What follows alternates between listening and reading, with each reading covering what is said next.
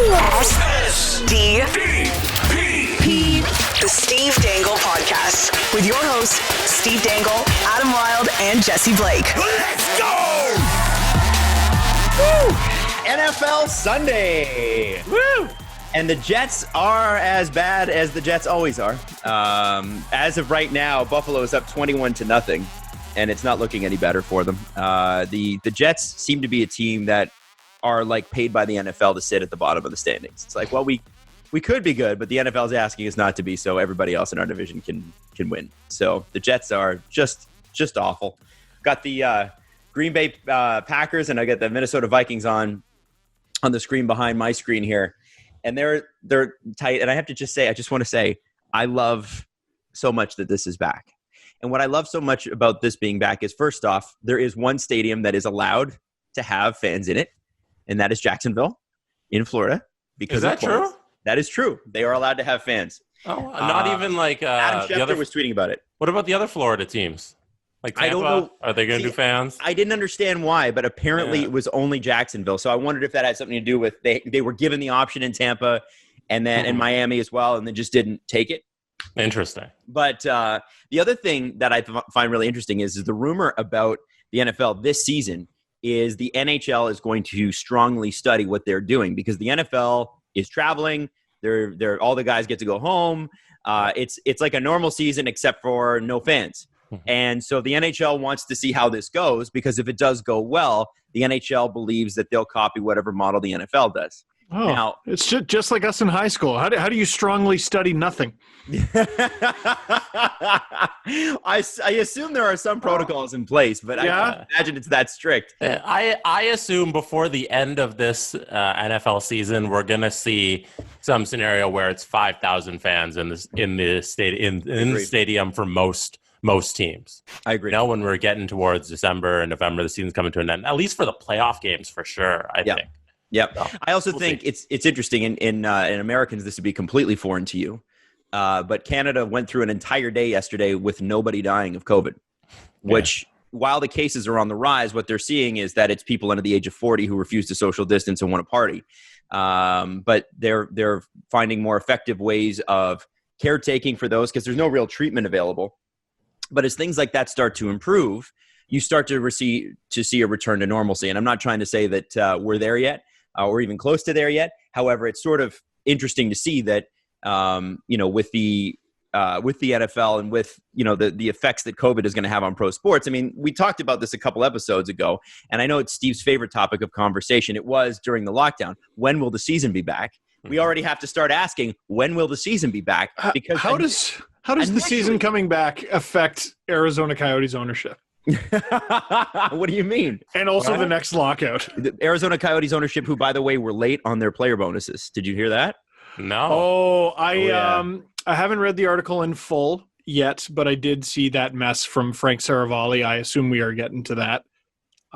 We can, if you want to. Sorry, I was just interrupting you to make a joke. Okay. Go on. Go on. Well, it's just going to be, the beginning of the NFL season is always kind of monumental if you love football. Jesse and I love football. Steve's, you're I can't. I try and I can't. And that's fair. That's too much. Can't like too everything. Much going on. Right. But I think it'll be very interesting for the NHL to see what happens to the NFL. And I also think it'll be very interesting to see what happens with the healthcare systems on both sides of the border and how they choose to treat this stuff. Because if you get to the point where you have COVID cases but nobody's dying, it changes the parameters of how things are going to go significantly. That doesn't mean there's not long-term effects for people that get it. That doesn't mean that there aren't health hazards. And it doesn't mean you don't want to keep the numbers down. However, what they're trying to do, at least in Canada, the stated goal is mass death events. That's the actual thing that they want to avoid. And what they saw in Italy and Spain were mass death events. And they want to avoid that here in Canada. Obviously, in the States, it's state to state, what they're saying they're trying to do.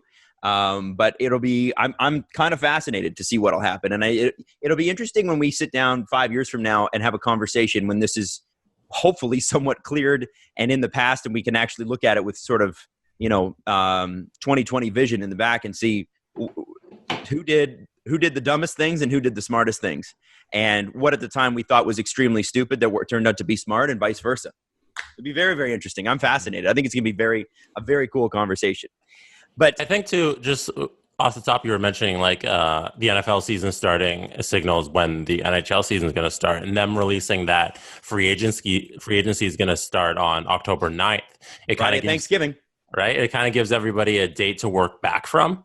Because you think, okay, if October 9th is the equivalent to July 1st, then we're going to try and give them 2 months here. So we're thinking like end of December, mid-December, and then maybe delay it till January so you get some more information. But it gives us kind of like a way to plan to see like, okay, this is when hockey's going to return. This is when an 82-game season is going to kick off. Right. And for anybody paying attention and loving hockey, we'll probably be watching July and August hockey again next season. Oh, yeah. Yep. So it's going to be you cool. know what? I didn't hate it. I really liked it. Also, with the NFL returning and the Raptors being eliminated and the Leafs being long gone, it focuses everybody's attention to the Toronto Blue Jays, who are going to make the playoffs. It's going to be fun. Yeah, and they're young and ignorant enough to not know how in-depth or how in-deep they're going to be, because they have one starter and then everybody else is injured. It's incredible what they've been able to do. But let's talk about last night's game with Dallas and Vegas. Steve, not even in a word, in a feeling, in an emotion, using sound, how would you describe your feelings towards the Dallas Stars? Ugh. Why are you so down on the 3-1 up Dallas Stars? We owe all New York Islanders fans an apology. Wow. We owe all New York Islanders fans an apology. Thomas Drance, I think, put it best yesterday in a backhanded compliment. The Dallas Stars are not so much a hockey team as they are a boa constrictor. That's a good point. If the Dallas Stars and New York Islanders meet in the Stanley Cup final, I don't know. I get paid to watch hockey. I don't know about the rest of y'all. Holy shit. Listen, it's listen, you got to win games. Nobody hold this against the Dallas Stars. You got to win games however you can. They went out. They made some signings this offseason I disagreed with. They've paid dividends. Joe Pavelski in particular.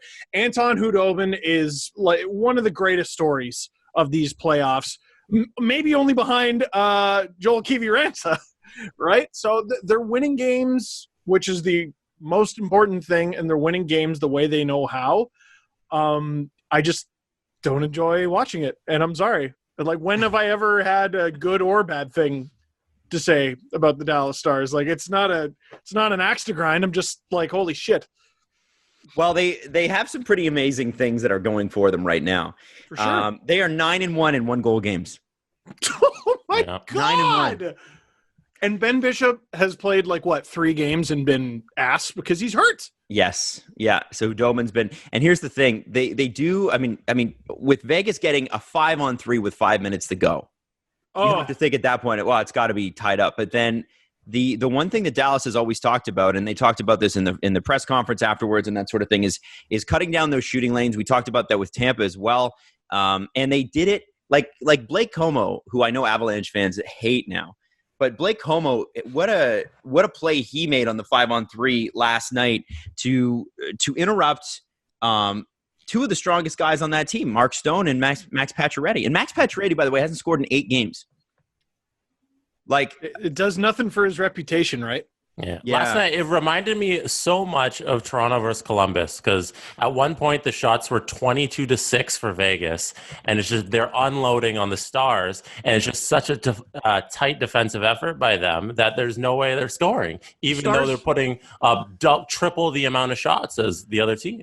The Stars put themselves within 5 wins of the Stanley Cup with a 20-shot performance.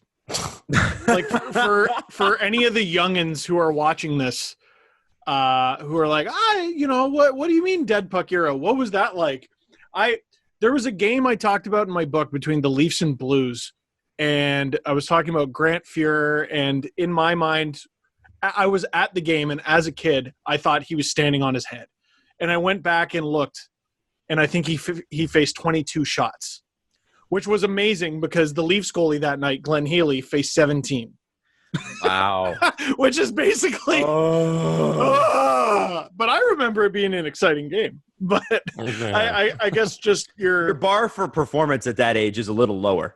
Yeah, there were goals, and my team you were won. there. Hooray! You were and I was physically there. And it was the Yeah. closest I had ever sat. Hooray! Oh, it was a lot of fun. But man, 20 shots. 20 Yep. shots. Yep. Ooh, This is feel the the excitement. I wonder, we've wondered for a long time because the goals in the NHL are up and up and up, and it's just a matter of time before there's that next defensive revolution that slows it all back down again, and then they'll have to change the rules one more time. It's a copycat league. If Dallas wins the cup, if Dallas beats Tampa, then I think we're going to see a serious shift change this offseason to see how teams play, because that's the best offensive team losing to the best defensive team. If it's Dallas Islanders, it won't matter. Yeah, screw that. It won't matter. Yeah. Now, we're going to get to the Islanders Tampa Bay game in a second, but I wanted to make some extra room for this, guys. Was Tony the Team Tiger of Frosted Flakes fame offside? Let's get to it. Steve's great. Feelings mutual, Ant. Now, I feel like Tony stepping in and saying Steve's great is trying to sway the judgment panel here. Jesse, you brought up a few tweets. We're trying to stay unbiased here. Mm-hmm. There were, I'm actually shocked, and it's amazing how many people went in depth with Tony and whether he was offside. And to give you an idea of the play, Tony is crossing the blue line. His offensive partner passes it to him, and Tony passes it back. So there's a couple places where they could have gone offside. The first one is the first pass to Tony, who is, the puck is being headman to him. But then Tony does the back pass, and the question is his teammate over the blue line in time? It's questionable. There was a lot of debate online about it. I got DMs about it. I got mentions right up until this morning about it. Somebody even drew their own blue line because they said it wasn't clear enough in the commercial footage where the blue line was. Wow. And had to look at the blue line on the boards just to see it. Like, we're talking passion here. That's extra. That's extra. I love Producer Jesse, how do you want to handle this? I don't know. Do you want me to give my opinion on the situation? Do you want to bring up some of these tweets? Can you bring them up? I can read tweets. I can't show you them on the screen. They'll be on the screen for the viewer, but you won't be able to see them. Let's hear from what you said first, and then we'll get to Steve, Jesse, and myself. Mm-hmm. I say that Tony is onside, but it comes with a caveat. Whoa. There's a moment in the commercial where you lose the puck behind Tony's stick. And at that moment, you can say that if the original call on the ice was offside and the ref was stopped the play at that moment and called offside, I think there is cause there to say that the replay is inconclusive, because if that's the only angle that's available, then you can say we lost the puck. We can't make a definitive decision. It is offside. But since the play on the ice was called onside, I think that the evidence provided will cause the ref to confirm his call on the ice. Okay. So I think the play, whatever the call on the ice was, is what the result would be, because the video evidence is inconclusive. So the fact that the on-ice call was onside, then he is onside. Okay, before we get to me, myself and Steve, let's hear some tweets. Some tweets. So Blades 500, after review, with line and puck recreation, I can tell 100% that Tony is exactly what Steve's back would be should he visit that doctor, not offside. It was a reach, but we'll take it. Steve's not happy about that. He's very pissed off about that. Look at him. He's not even laughing. That was a personal shot across the bow of Steve. He's not happy. Pond Whistle said, not offside. Mm-hmm. Blackout 003, Tony was offside. Hashtag, so there's a vote for offside. Gerard Broussel says Tony wasn't offside. The puck is in the zone before he enters, and no one is coming out of the zone. Doesn't matter if his stick is in the air. You are having a brain fart. So thank you for the shot. You didn't have to say that at the end. What? Why are we turning this into insults here? I know. You don't have to insult us. We're reviewing a play here. Come on.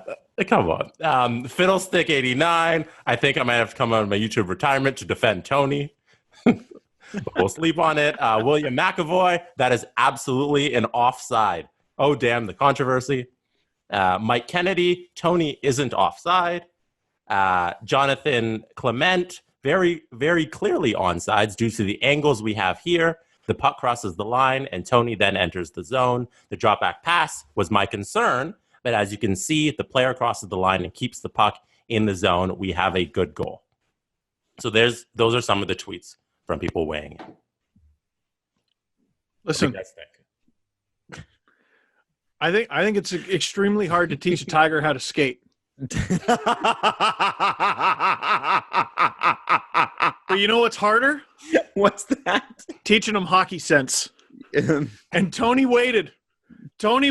I think the reason we thought it was close is because we thought he was gonna sling maybe a sauce pass over there. We thought he was gonna pass before he did.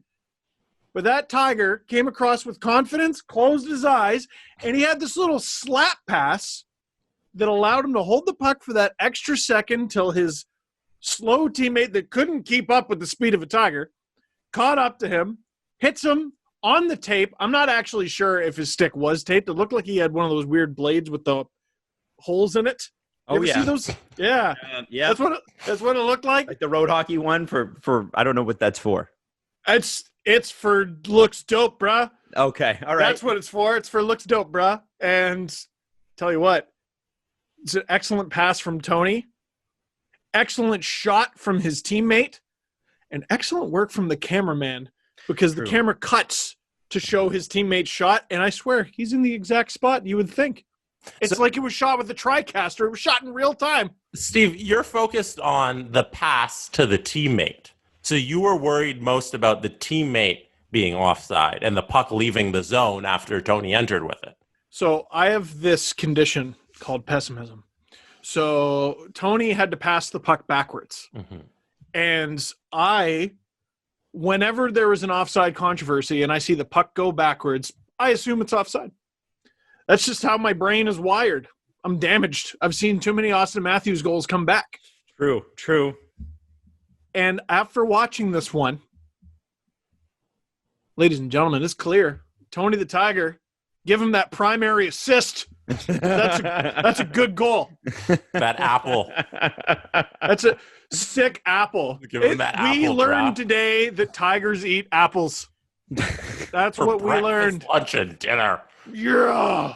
Or they eat frosted flakes. Oh, yeah. That's it. Classic Jeff Merrick thing. He's always like, he hates when the refs get on and say it's a good goal. Just once he wants them to come on. That goal was all right. It's a good point. That goal kind of sucked. But it's a goal. Scored a goal. All right. And I'm gonna have to agree with the two of you. As much as I thought going into this that Tony was offside. If I were to say one thing, and Steve makes a good point, it's extremely hard to teach a tiger to play hockey. To even teach them to skate at that level. To put a helmet on. I'm impressed. But one thing that Tony's speak and walk all on the two things, legs. Tony's an impressive tiger. But I do want to throw out there that Tony is looking at his pass as he sends it over back to his teammate who passed it to him in the first place.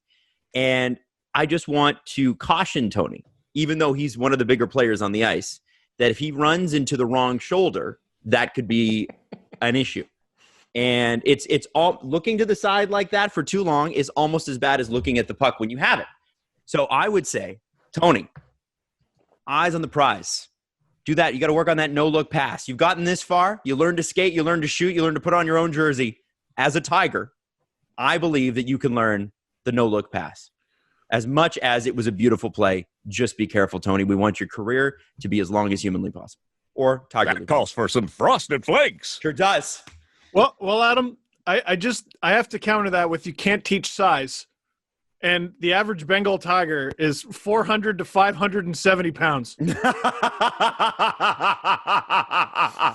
don't know if he's a Bengal tiger, but well, actually, what it says on Wikipedia is 397 to 569 pounds. So he's two Zdeno Charas. At least. Oh, what is he in height? So I just Googled how tall is Tony the Tiger. Okay. So it says Tony the Tiger is a giant among cereal mascots. According to a tweet from the official Frosted Flakes Twitter account, he stands at a whopping 7 feet tall. 7 feet tall and 500 pounds. You can't teach that. He's 303 pounds, 7 feet tall. His age is unknown. His occupation is advertiser. I would say and playmaker. Athlete. And playmaker. Teammate. Playmaker. Okay. All right. Well, Apple Orchard. Maybe he's so big he doesn't have to worry about turning his head to the side. I just want him to be careful. That's all I'm saying. You know, sometimes Goliath gets it too. Just throw it out. Is mauling a 2 or a 5? I don't know. But let's actually get to Sully of the Week. Steve, who do you give it to? Oh, my goodness. Okay, I got to give it to – I talked about this player earlier on in the show. It's his goal. Mm-hmm. It's not necessarily his Sully. Okay. Joe Pavelski, a guy who scored the game-winning goal in Game 4. Mm-hmm. And a guy who I just looked at that signing and I went, boy, that's a lot of money and a lot of years for a guy who's kind of busted and old. And look at him. I didn't think he had the most solid regular season. It was all right. Holy smokes, is he coming through in these playoffs. And it was the most Dallas Stars goal ever. Just this floater, weird, barely meant to do it backhander that he just sort of chucked on net. But what I loved about it is it was a scrappy goal. It was from a breakup. It was defense in the offensive zone. And who was the player who got the primary assist on that goal? Who was the player who broke it up? Wily veteran Andrew Cogliano getting his first point of these playoffs. That guy was a healthy scratch to Joel Frosted Kiwi Ranta. And now he's in the lineup. And it doesn't matter if he was a healthy scratch, doesn't matter if he didn't have a point in the previous 15 games. Here he is helping to set up the game winner to put the Stars within 5 wins of the Stanley Cup. Wow. Yeah. That's a serial Sully. And a coach that has only coached them for 3-4 weeks has somehow, I guess it was a couple months before the lockdown, but really not long. Rick Bowness has not only earned this job, they've already told him it's his if he wants it next season, but he's had to make tough lineup decisions like scratching Andrew Cogliano, who famous Ironman streak and just one of the better middle centers in recent memory. I think it was for Game 7 as well. Yeah. 100%. He's made the tough decisions. Cogliano was the right choice, and they're in. And that is our Kellogg's Frosted Flakes. And it's game time. Don't flake on the Frosted. Yeah, there's that. Or the words. Kellogg's Frosted Flakes, Sully of the Week. I could not spit it out. So Jean-Gabriel Pageau saved the Isles season in Game 3. Saved it. So, here's the thing. You get JG Pageau because you want him as a second or third line center who can get you 40 or 50 points, but is defensively pretty awesome. Scrappy. He got into a fight in his first Islanders game. Which he knows what the fans want. Bingo. And they stick him between Cal Clutterbuck and Matt Martin in Casey Zekas' spot when Casey couldn't play in Game 3. And they come out and they do really, really well. Matt Martin has, I think, 5 playoff goals. Is it that many? Yeah. He got his first playoff assist. Let me check it out. Holy shit. This guy has got 5 goals, 1 assist. In his previous 57... No, sorry. Wait, that can't be right. Heading into these playoffs, he had 1 playoff goal. Am I reading this correctly? Yeah, I know you're correct. He had 2 playoff points, and one of them was the secondary assist on the Kapanen and double OT winner against the Caps. With Boyle. Are you actually joking? No, he had 4 playoff points. How is that possible? He had 2 assists in 16-17. He had 1 assist in 14-15, and he had 1 goal in 12-13. This guy. Oh, I think I was looking at the wrong thing. Yeah. Doesn't matter. Yeah, the thing that stands out to me is for these playoffs, the 26 penalty minutes. And he beat the brakes off Barclay Goodrow. Dude, Guy's a playoff performer. I was talking to someone about this. If you look at Matt Martin, so we celebrated when Matt Martin was taken out of the lineup with the Leafs. We did. Because it allowed them to be more the Leafs, or go more with a certain identity. When I look at Matt Martin and how he's doing with the Islanders, and I look at Matt Martin and how he played with the Islanders before he was a Leaf. Yep. Mike Babcock, we give him grief for not using certain players properly. He didn't use Matt Martin properly. Now, how do you figure? And I'm sorry, I was looking up a tweet, which is why you heard something go off. But why do you feel like that's the case?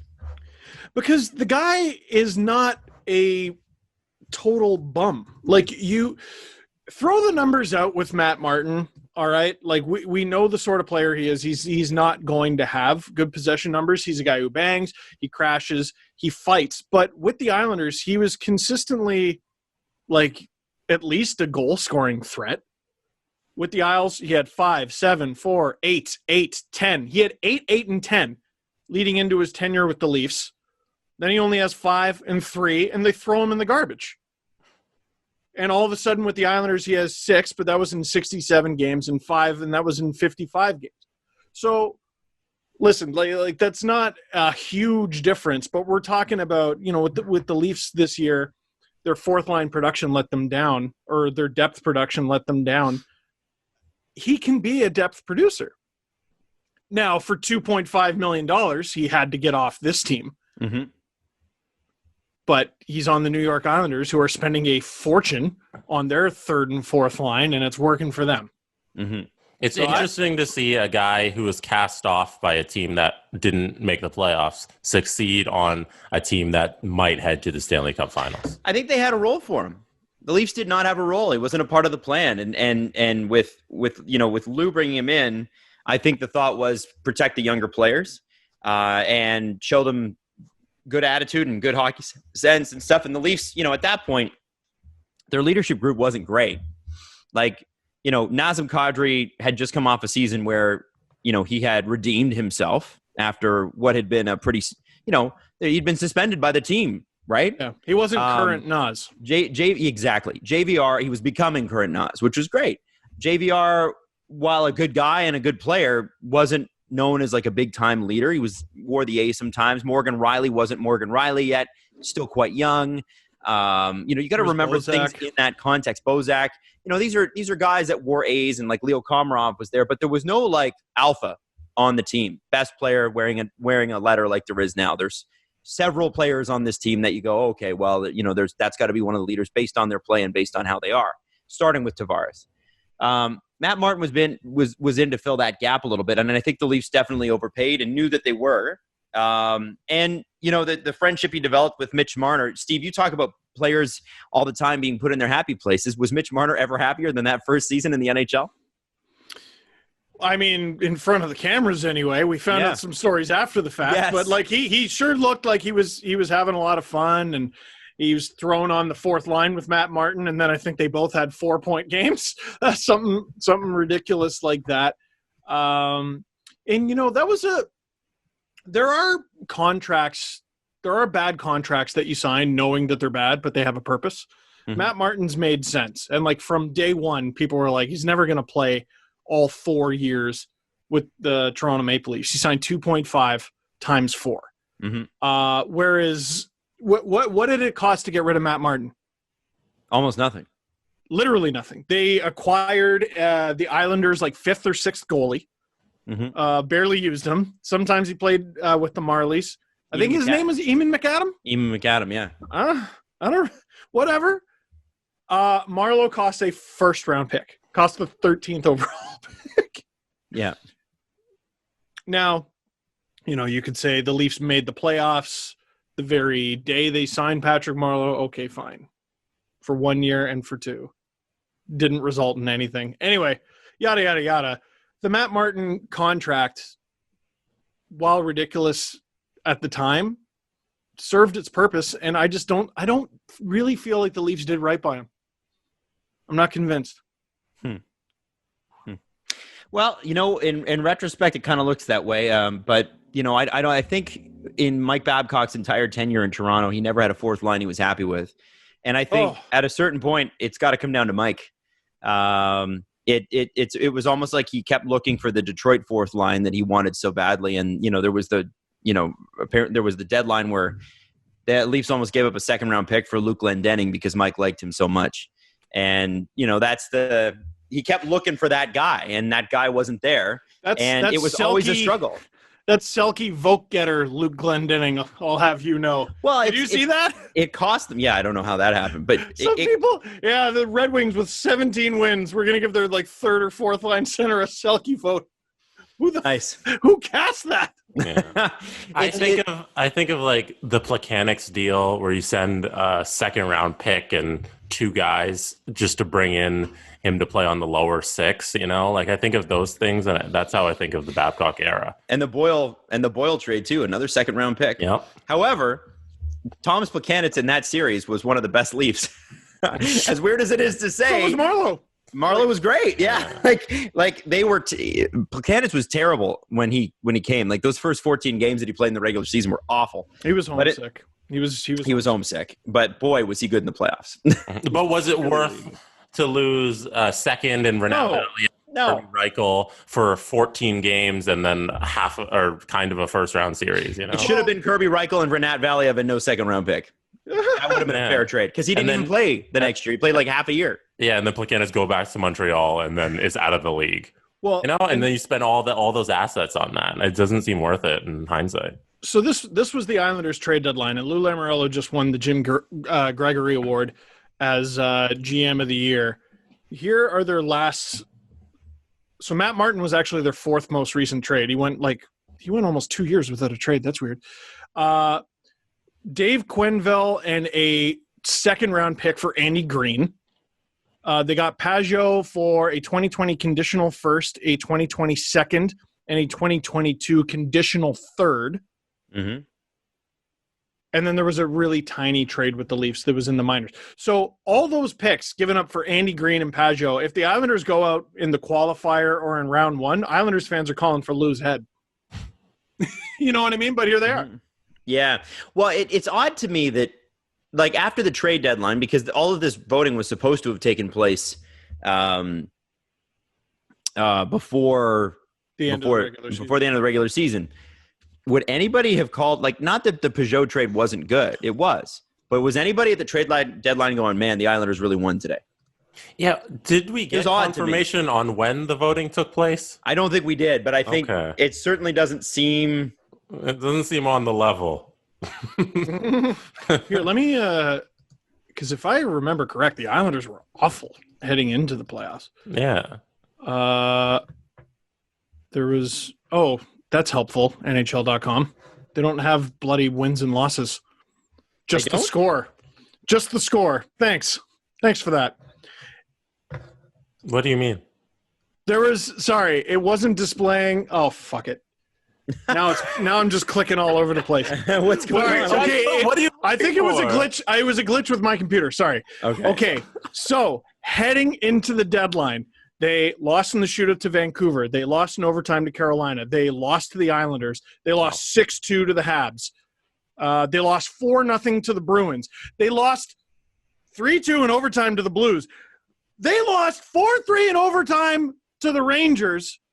And they beat the Sharks 4-1. How many there was 7 consecutive losses heading into the trade deadline. Did I read that correctly? Holy shit. And Lou rewarded them by spending the world of picks. Dude, if I was an Islanders fan, I'd feel pretty good right now because my team's in the third round and they just won game 3. If they were out in the first round of the qualifier, they'd want his head on a pike. That's horrible.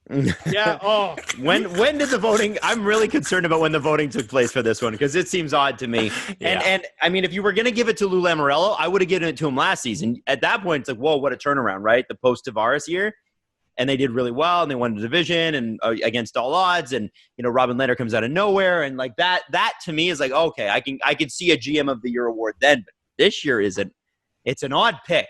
It's an odd pick. What was their record in 2020? Their February record is awful. Their January record is awful. How are they here? Jesus, Lou.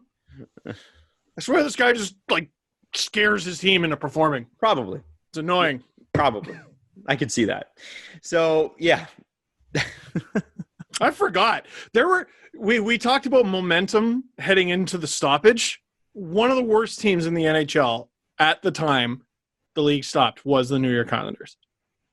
And here they are in the Eastern Conference Final. Yeah, they were below the Blue Jackets, Hurricanes, Penguins, Flyers, and Caps in the Metro. Yeah, dude. They're 1 point ahead of the Rangers. That Pajot trade, man, it did change a lot of things for them. He's been amazing. He really has.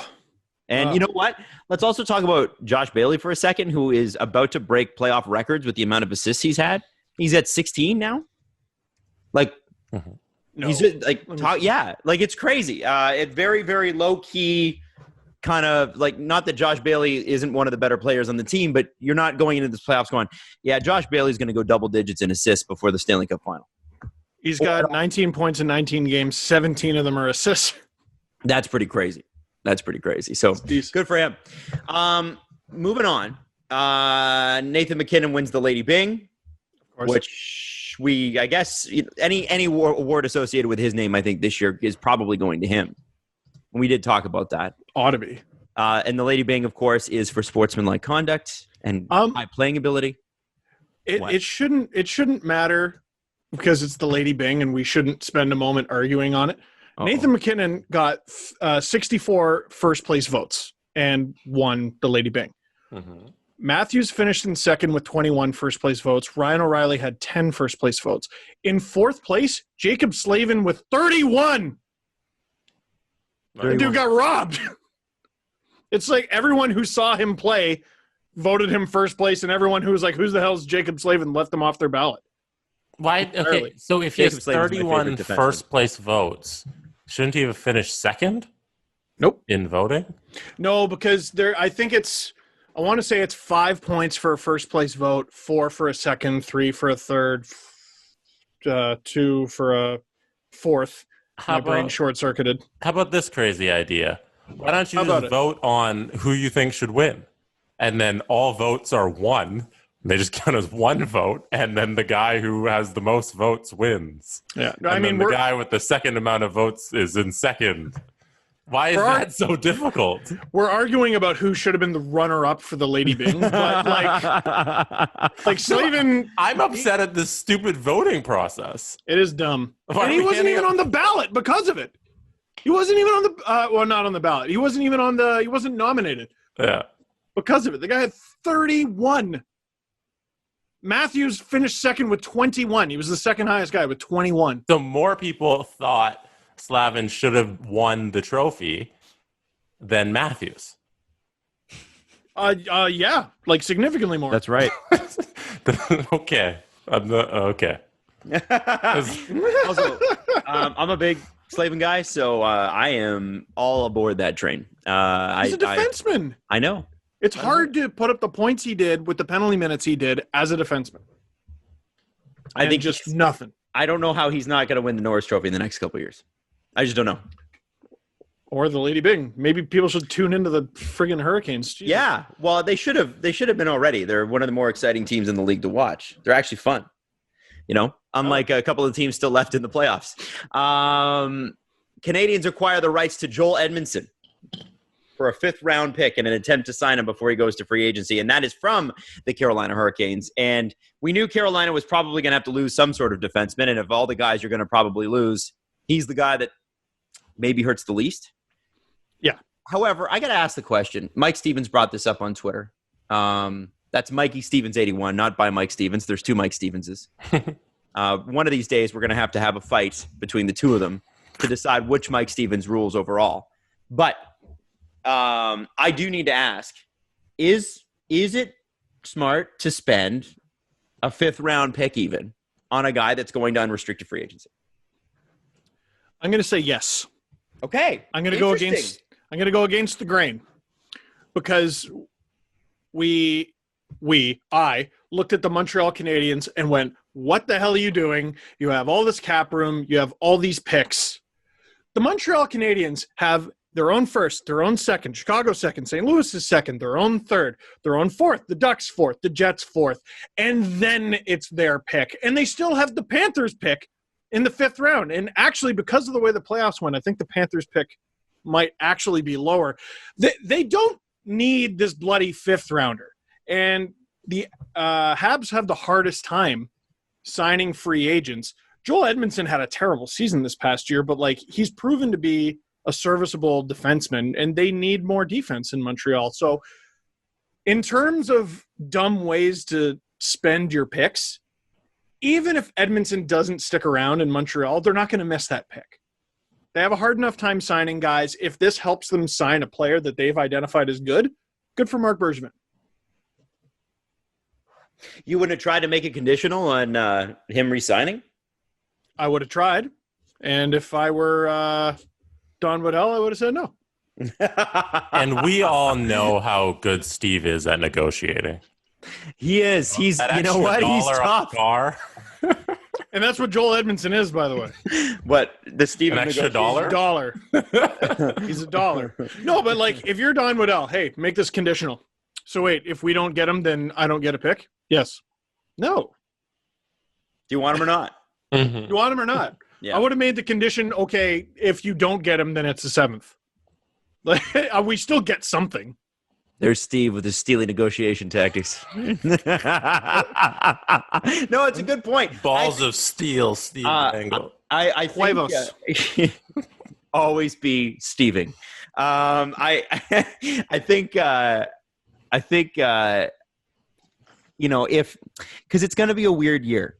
So if you look at like the Canucks or something, right? And there were some people that mentioned this on Twitter yesterday. I think it was Third Period Suits had it with a tweet. He's like, hey, do you think we can talk to Vancouver about trading Tyson Barrie's rights? Because he's not coming back to Toronto.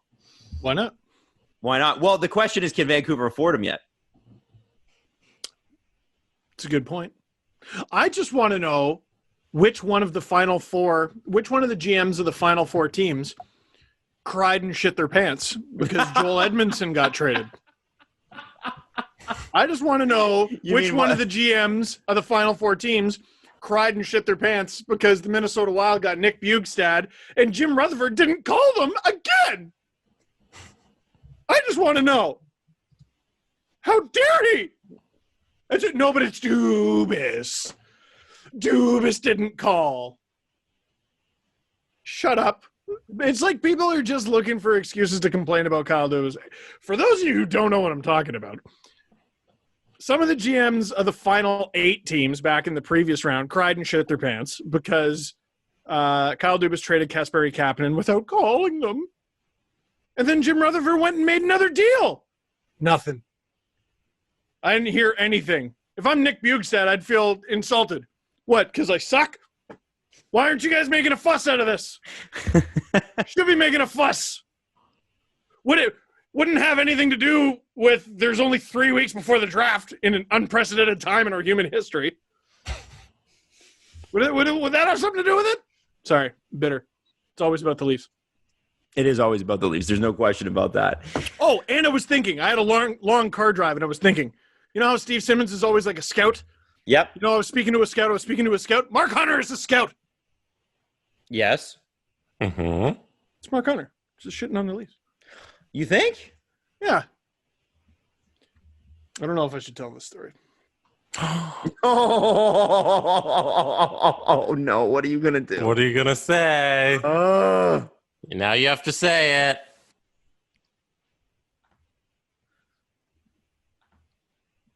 I heard Mark Hunter changed the London Knights Wi-Fi password to Leafs blow. Did you actually? Yes. What kind of TMZ shit is this, man? Are you serious? I trust my source. Really? Yes. The Leafs blow. Yes. Is that the password? It was. Or is that the Wi-Fi name? If you want Wi-Fi at whatever that building's called, try Leafs blow. It might work. I'm serious. That would be really funny. It was. I don't know if it still is. Yeah, that's got to be changed by now. So Budweiser Gardens in London, Ontario. Go stand outside of it. If I go to Budweiser Gardens and I try and connect to the London Knights Wi-Fi, I should try Leafs Blow first. And I type in Leafs Blow in lowercase. Leafs Blow or Blow Leafs Blow is one of those. Blow. All right. It's so bad and so petty that like you can't see how that could be possible, right? Like, you know? Now, does the GM of the hockey team set the Wi-Fi password? No. I don't know. But I'm just telling you that was at one point their Wi-Fi password. Allegedly or actually? Actually. Wow. Are you sure? Yeah. You're 100%. Well, I didn't friggin' go there and type it in myself. Okay, Adam. all right. Just clear because you don't want to get called on the carpet for this one, Steve. So the alleged password. Breaking news. The alleged password I was told is Leafs Blow. I have heard that in those parts we are not well liked as well. We'll put it that way. That is something I've heard in my basement that I don't care.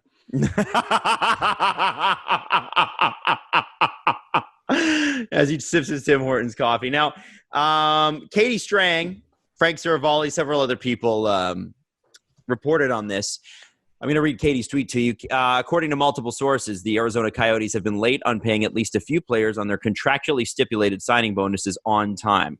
My understanding is these concerns have been resolved, but it did raise some concerns.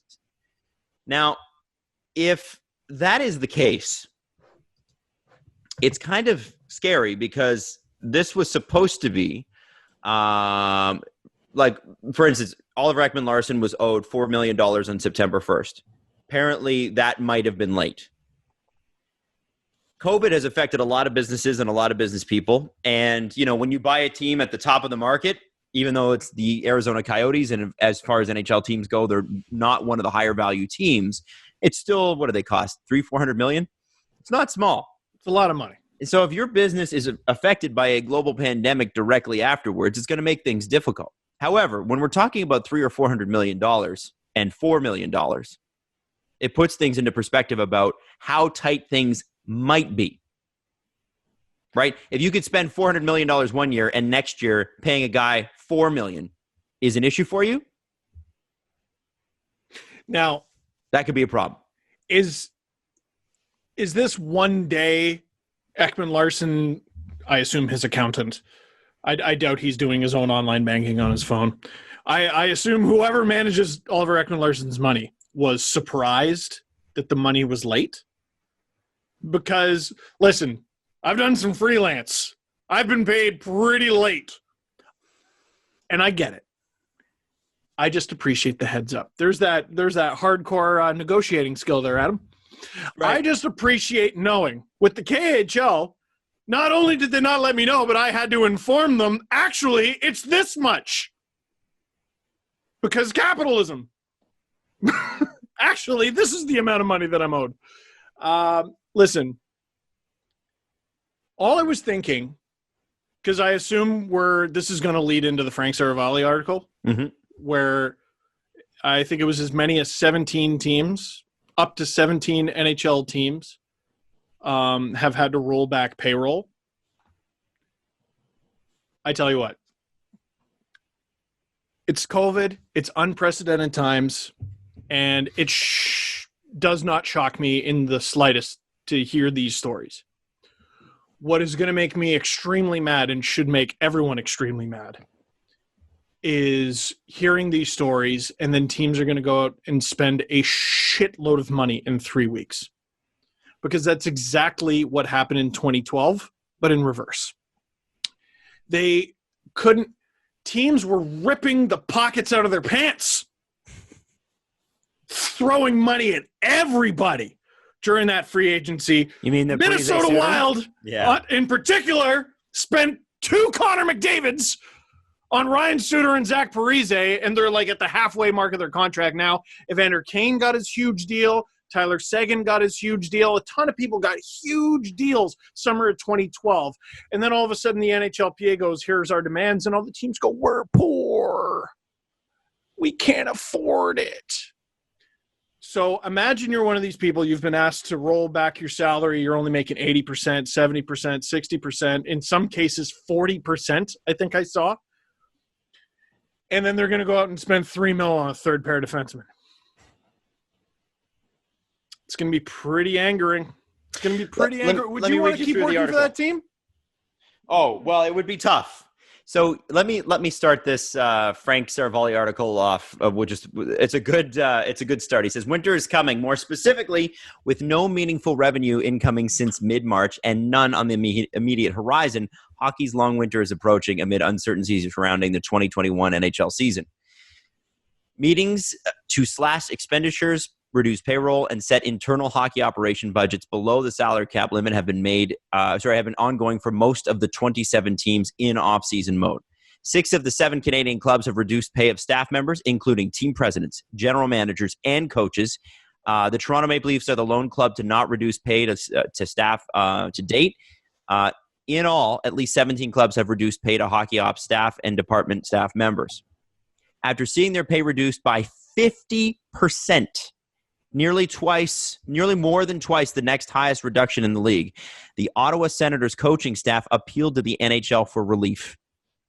With the NHL's involvement, rid of that guy. Senators coaches were recently reinstated to full pay retroactive to July 13th, the opening date of training camp, before the league returned to play in Edmonton and Toronto.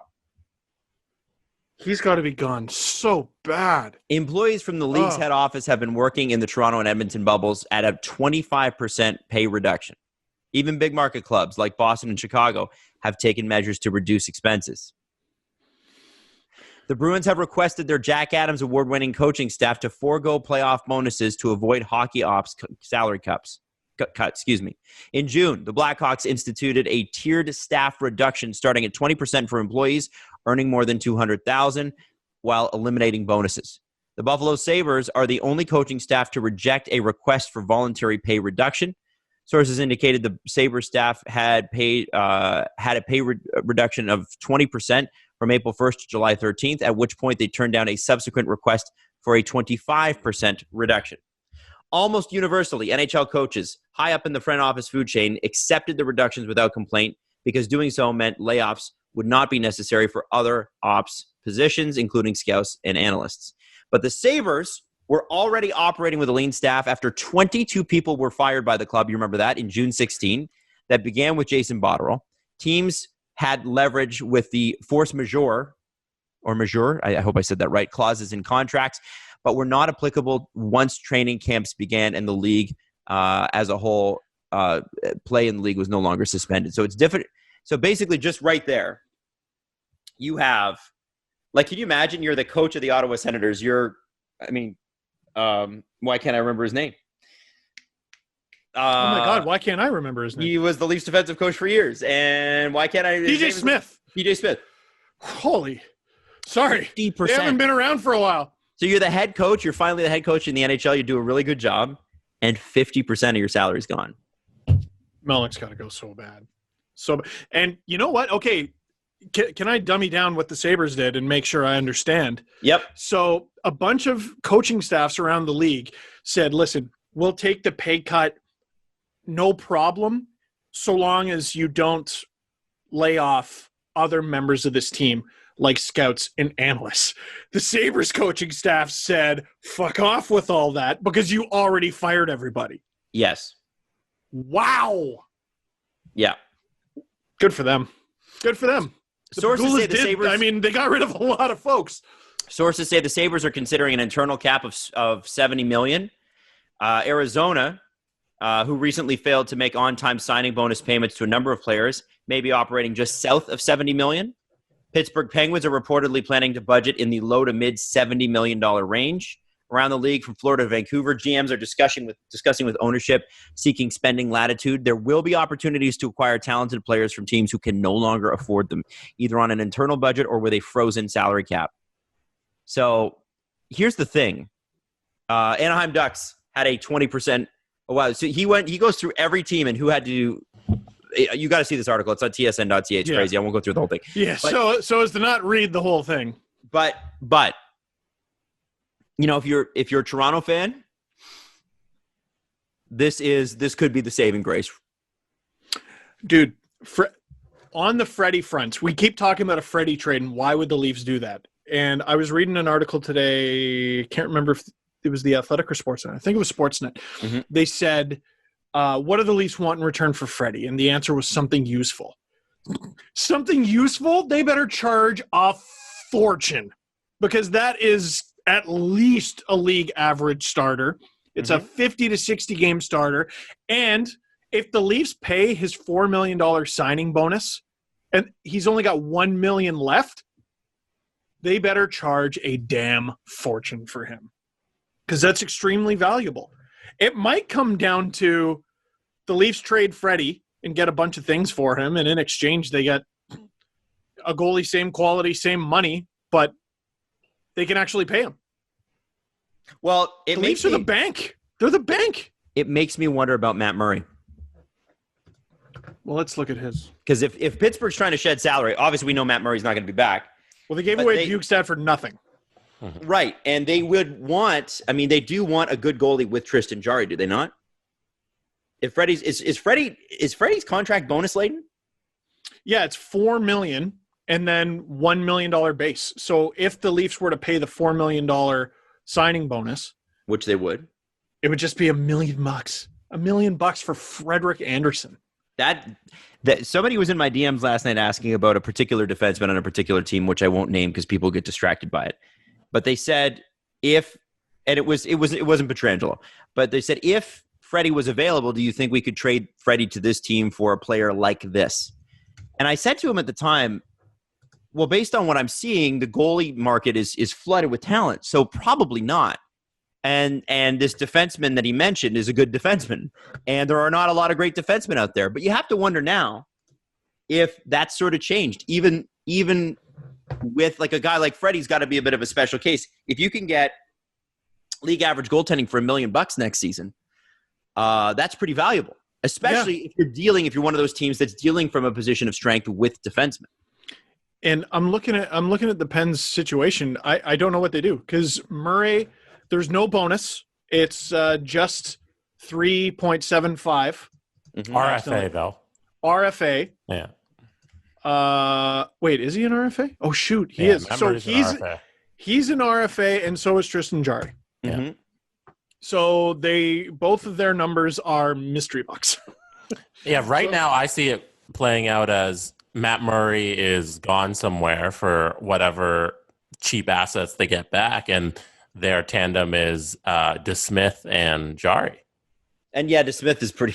that's probably what Pittsburgh's got to run with. The cap. That's true. I don't know why people keep bringing up Chris Letang's name as a name that gets traded, but he's making $7.5 million. He's 33, deals up in a couple seasons, but still a productive enough player. Is that a guy where no matter what the salary is, they have to retain, or if Pittsburgh's really going to cut some salary, Letang makes a lot of sense. But who's going to take $7.5 million of Chris Letang? Who can afford it? Like if we're talking about the Leafs going after Pietrangelo at 9, and that's too much. Like the Leafs don't have the money for that. So specifically the Leafs, it would be really tough. But as Steve said, they're the bank right now. Yeah. And I mean, sorry, we did transition to how does this affect the Leafs? Well, that was the point. I did plan for that. Right. Sorry. Okay. Well, never mind. I was going to say the crux of that article is that all these people are being asked to make sacrifices, and that is fucking terrible considering these teams are owned by bajillionaires. Mm-hmm. It's complete bullshit. But you're going to see some wild, wacky shit. You're going to see some crazy stuff you've never seen before because these are crazily unprecedented times. And also, when did I miss Sean Walker getting signed by the LA Kings? I was just on Cap Friendly. Last night. Well, damn. I think it was last night or the night before. It was like a weird late night sort of thing. And so his contract might be a sign of things to come as well, because what have you been seeing with all these contracts with term? You've been seeing them front loaded to make them easier to trade later on. Sean Walker's is backloaded because teams don't have any money right now. So he makes 2, then 2.25, then 3, then 3.35. I wonder if the free agents this summer are going to look a lot like that. Jeez. Well, it certainly gives a team like the Leafs the edge when it doesn't matter, right? Like it's yes. So they can still pay the insane bonus money, but maybe they say, hey, if you can knock a couple million off, that'd be great, and we'll pay you insane amounts of money up front. How does this affect the Kraken, who they don't need Gate right now on account of they don't have any games? This is really I wonder what sort of position are they going to be in? We talk about how Vegas made out like bandits. Oof. Yeah, because the Kraken they draft after next season. Yeah. They're in a super weird position because they're not relying on any Gate. Like, teams are getting killed right now. What's the Kraken got to worry about? I'm sure there's some things.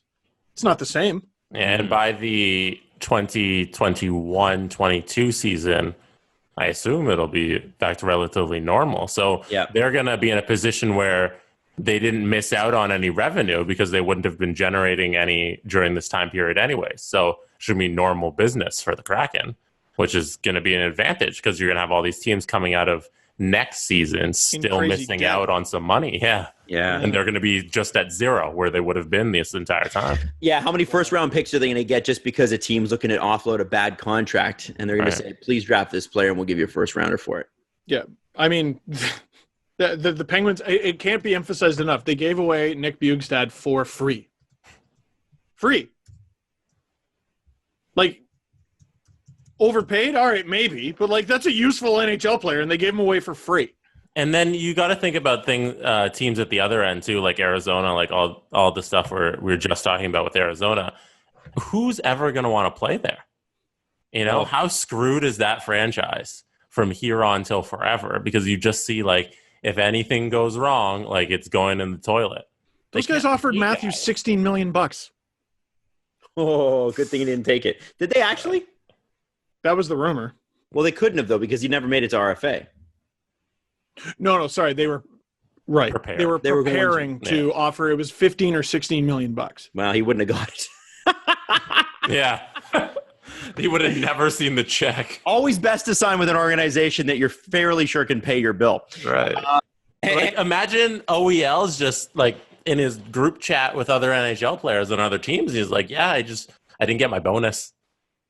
Imagine what that does to your reputation as an organization around the league amongst the guys. Well, you could see now how he might want to waive the no trade clause, right? Or it's a no move clause. The question is OEL very good? And if you're in a you have to kind of go in gloves off with this one. If you're a team with an advantage, you've got money like the Rangers do, like the Leafs do. You have got the Rangers especially need to take advantage of this offseason because they've got some space, they've got all the money in the world, and they've got a team on the up. The Rangers, to me, are a team to watch this offseason. They've got to be predatory about this. They've got to be hunting because you could potentially get some serious assets for very little just because teams need to offload. I wonder with a guy like Oliver Ekman-Larsson, based on, because he's not the 2017, 2018 Oliver Ekman-Larsson or what he was before that. But, even now, does it even take a first-round pick to get a deal like that done because of the issues that they're going to have? And not only that, do you even have to take his full salary? Right. Because you could potentially say to Arizona, A, he's not the player he was. B, you guys have financial troubles. C, I don't have to pay you a first-round pick for this. You need to get rid of him. And if I'm the Leafs, I mean, listen, he may not be the guy he was, but if you can get him at $3.5 or $4 million a season, probably worth it, right? So correct Who cares me that he's left side? This is where I'm confused with the story about bonuses being late. So free agency is October 9th. Yep. September 1st is when the bonuses were supposed to be paid. That's what they said. Because obviously July 1st was when the bonuses were originally supposed to be paid. Nobody paid them because of the movement in the schedule. So that's why it was moved to that date. Well, I tell you what, they better find a dance partner fast, because then the following season, his base salary is $10.5 million. Yo, man, there's a lot of teams that are effed with a capital F. What are the Panthers going to do? Right. Panthers ownership is a funny thing, right? Because the Panthers and Coyotes, we've been led to believe that, oh no, this ownership group at least has some money. With the Coyotes, I mean, we've already poked holes in that. The Panthers is going to be extremely interesting, but like they never relied on Gate to begin with. No. So I'm not even saying that to be mean. I think they'd like to. Absolutely. That's the goal. It's imagine funny. being a first-year GM right now. Oh, like Zito or Sullivan, who's in an interim role. It's a nightmare. Both those teams have first-year GMs. It's a nightmare, but I'd rather be a first-year GM in this role than a 30th-year GM in this role, and I'll tell you why. The 30-year GM has been in this role for a long time. Yes, they're confident, but the rules that they've been living by for years have changed dramatically. At least if you're a first-year GM, you have an idea of sort of how things did work, and then you have the probably the youth and creativity to go, we got to do something completely different this year based on the goals set by the franchise. It's going to be, Chris Johnston came on this show last year after the season ended and said there will be bombs that go off in Toronto. And he was right. That Kadri trade was a big, big trade. But this year is going to be unprecedented. This is going to be crazy like the Vegas fantasy draft year. Really. It'll be bigger. It'll be bigger, I think. I think that was we got to protect our assets, and it was all sorts of talent evaluation errors and things like that. Not many things speak like money. Yeah. And we know 17 teams don't have it. With more and more rumors about Alex Pietrangelo being upset with the Blues offers, because apparently he would go to 9 or something like that. If this was a normal year, that's probably a $10 million contract if he hits the open market. Yes. But apparently the Blues are not willing to go above $8 million. Which sucks because, wait, what are they giving Justin Falk? That contract, man. Why did they do 6.5. Ooh! Their right side on defense is Falk making 6.5, Parayko making 5.5, and then Pietrangelo? How'd you figure that out? Okay. Seemed like an insurance policy, and I felt like they probably felt like they could run it back, and why not boost it? I didn't get the contract extension for Falk at that much money. Yeah. And you got Bertuzzo, who's not even an everyday defenseman, making $1,375,000. Yeah, the Blues that's an interesting situation. The poor, I wonder what a website like Cap Friendly is going to do in a situation where the cap doesn't matter this year. You keep looking, this team's got space. This team's doesn't matter. Doesn't matter if no one's spending to it. Mm-hmm. It's different when the entire league is spending to within $2 million of the cap. If no one's spending to it, I don't know. I feel like the more important number is the money. Oh yeah, the internal cap, and getting a sense for each team of what their internal cap is. Yeah, because we're not going to be able to get that information. That's just going to be something they're going to hold on internally. Yeah, rumored. Yeah, potential rumblings of. We're going to hear a lot of that. Yep. But it's not going to be like you have a definitive. This is what it is going to be situation, and every team is going to be different. I'm genuinely curious. Obviously, you have to be at this point to see what the next 3 weeks are going to look like. Because not only are you going to have the Stanley Cup final, which is always the Stanley Cup final. There's some magic to that. Right. But after that, the explosion of if I'm a poor team, if I'm a team that's financially hampered, and it doesn't matter how rich the owners are. The Pagulas are just swimming in wealth. They have so much money. But you got to remember that billionaires look at things differently. That's why they're billionaires in a lot of cases. And they tend to run businesses like businesses, not charities. And it's not that they should reduce salary. It's not that it's right that they reduce salary. But what they're doing is going, this is a business, and we're going to take everything that's available to us and make this happen. And that's you don't have to like that. That's just what they're doing. I don't particularly like it either. Why are you squeezing a guy who makes $200,000 so you can pay a mid-level defenseman $3.5 million. You know what I mean? Is saving 20% on $200,000 really going to change things for you? Is that really going to make a difference? I don't think so. Adam, as I'm going down the cap-friendly rabbit hole, the Sabres have one goalie committed to next year. Oh, that's not good, but a lot of teams are in that position. They have 5 defensemen committed to next season. Well, I mean, they have 4 forwards. That's it? On the whole roster? They have Jack Eichel, Jeff Skinner, Kyle Okposo, Marcus Johansson. Everyone else is either an RFA or a UFA. Ooh. Lazar, Cahoon, Simmons, Thompson, Sabatka, Vesey, Gergensons, Larson, Frolik, Olofsson, Reinhart. Oh. Holy shit. Oh my God. What are they going to do? How many prospects do they have? Holy shit. What are they going to do? They have $33 million in cap space. Oh shit. Well, they're not going to spend it now. For them to flex their muscle. Or, well, they might not have it by the sounds of it. Makes me wonder, too. What are any of these teams going to do? If you've got a first-round pick, is it more valuable than a first-round pick in other years, especially to teams that don't have the money? Because at least then you can claim, like if you're GM of a young team or of a team that has to shed salary, you can at least say, hey, we got some irons in the fire, and in a couple of years, some of these trades are going to pay off for us. Like I look at Pittsburgh and I think, boy, they may have given up that first-round pick too easy because that first-round pick could potentially be worth a fortune. 15th overall. And I'm not just saying this because I'm a Leaf fan, and I know Pittsburgh Penguins fans were already upset about it, but we don't have the market value of what a first-round pick is worth yet. And it's going up all the time.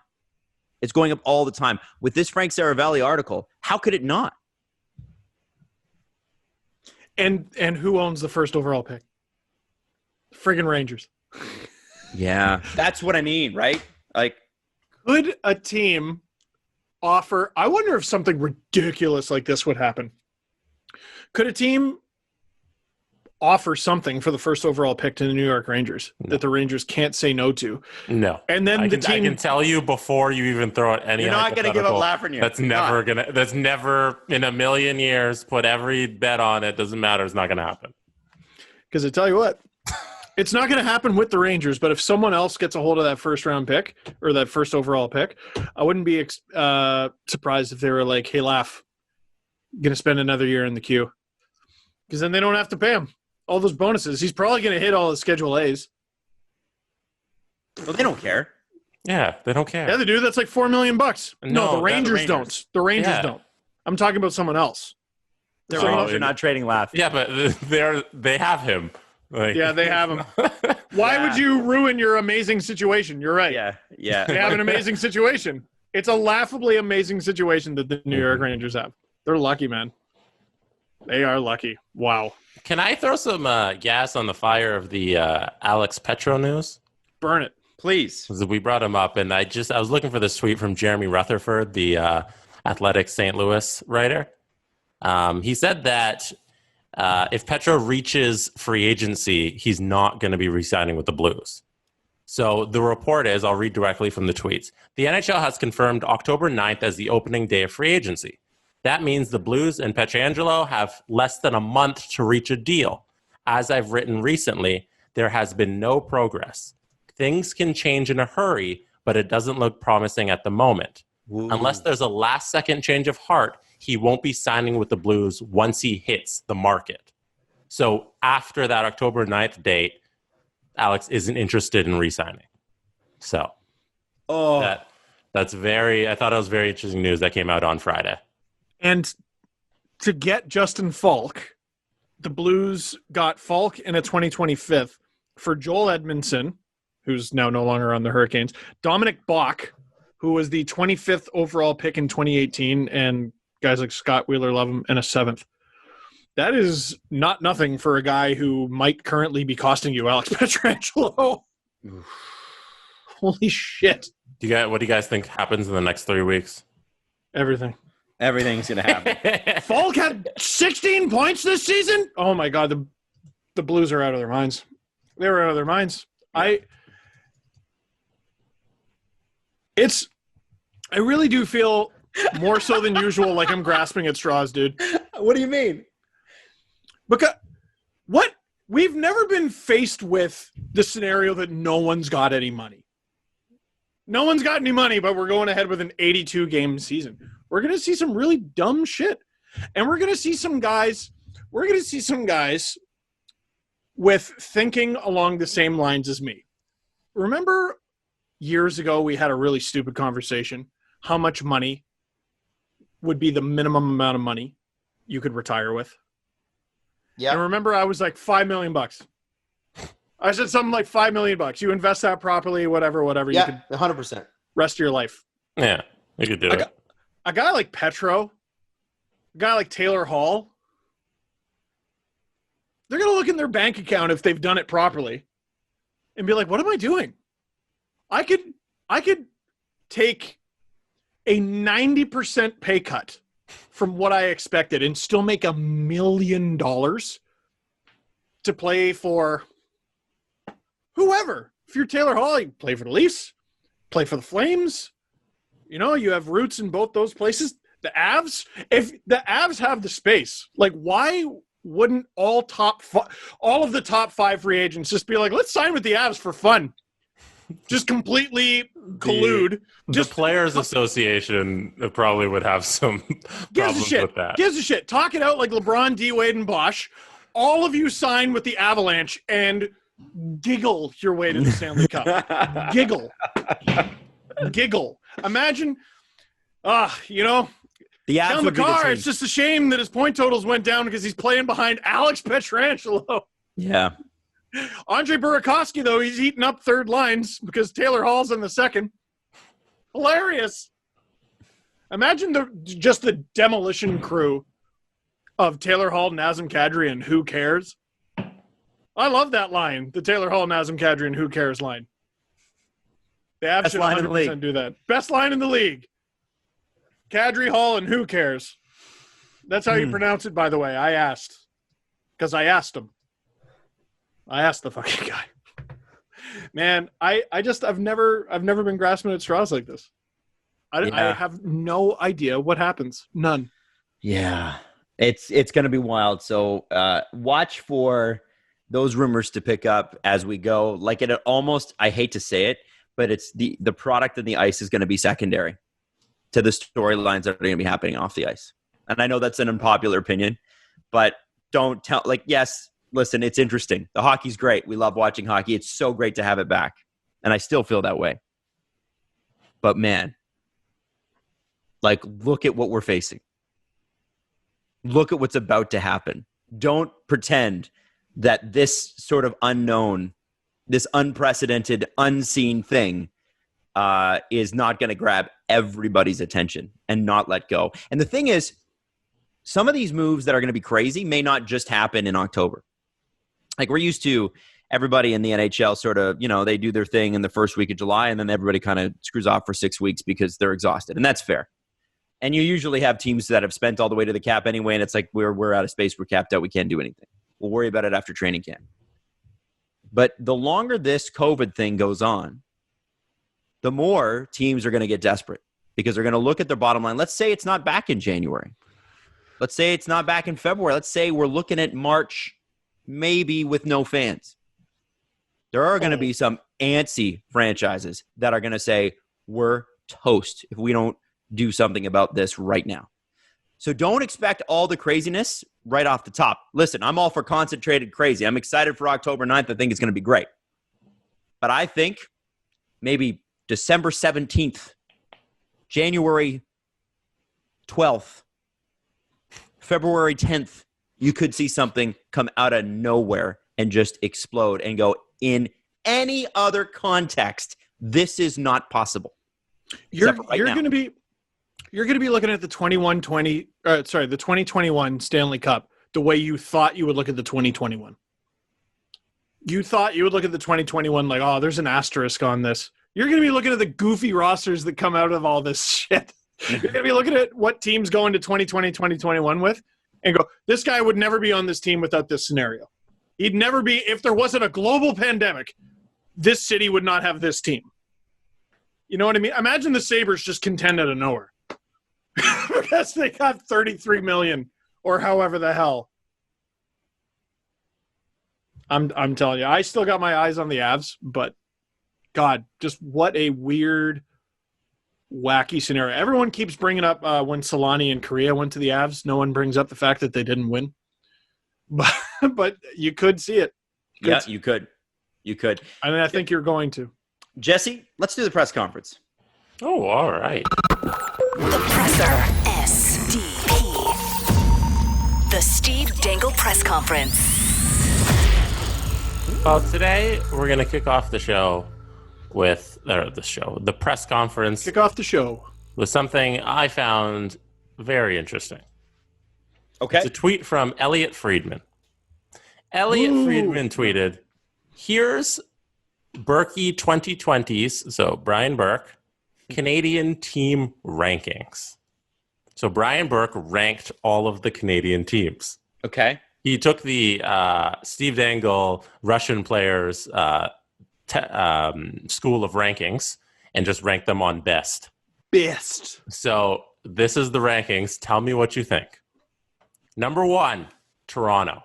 The best. Great list. Number 2, Edmonton.